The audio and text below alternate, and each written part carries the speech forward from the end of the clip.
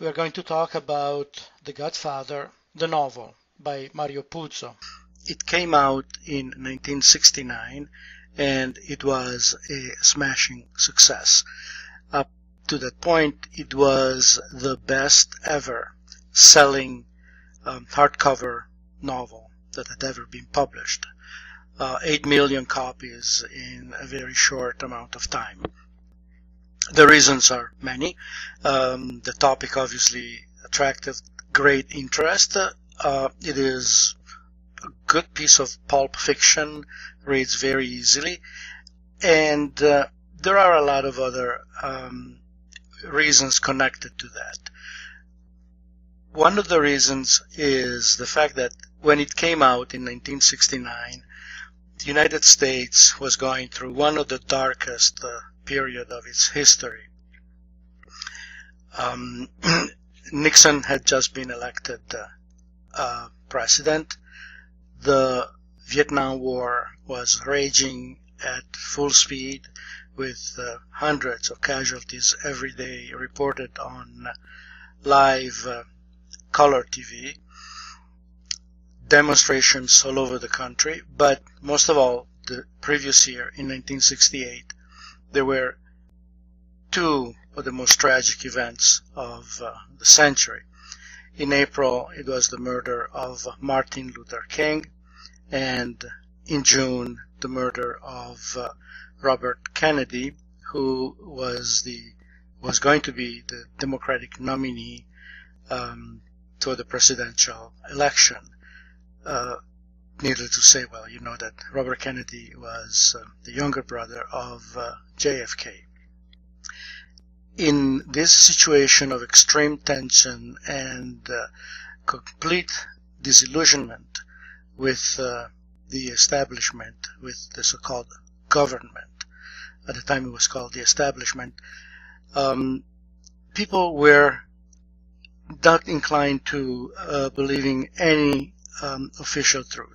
They were actually inclined to believing the opposite, that everything was corrupt and that there was, if not a gigantic conspiracy per se, but that there was an establishment that was rotten at the core. And they were looking at the evidence, particularly in the civil rights movement that reached its peak in 1964-65. The long struggle for equal rights and for civil rights, for basic civil rights, and the enormous resistance, the blood, and everything that it entailed to achieve this result made people strongly believe that the system itself was corrupt. And they started looking at alternatives, and they started believing that the only way out was to separate themselves completely from the system, from what was going on. So there was a flourishing on communes in California, for instance, but also in upstate New York. People were looking at religious alternatives. A lot of new churches flourished in that period, and they were clannish. They were communities that tried to be self-sustained.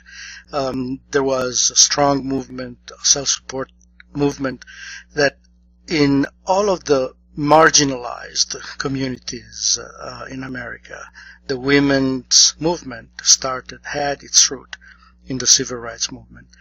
The gay movement, 1968, 67 actually, the Stonewall's riot. We just had the 50th anniversary recently celebrated.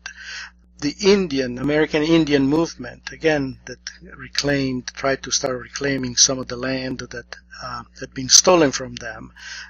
Even the handicapped, the lesser able or diversely able people started protesting. And not everyone, but there was really a tendency to see and to seek alternative solutions to what was perceived as an inefficient, corrupt, and corrupting system.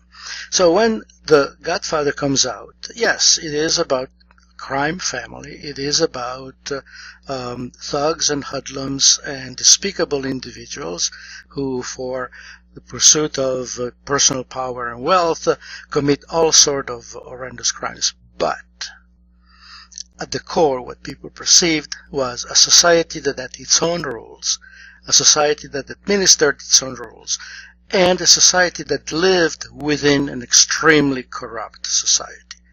And the opening, the first chapter, the very first episode that is recounted is the story of Buonasera, who goes to the Godfather and asks for justice.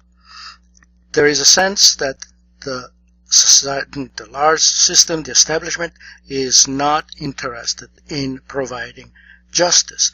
And the evidence obviously was in the recent history of the civil rights and so forth. It's a kind of a circular argument, but it's very important that the very first pages of the book hit the nail on the head. What was at the core of the resistance and the rebellion at the time was the search and the need for justice.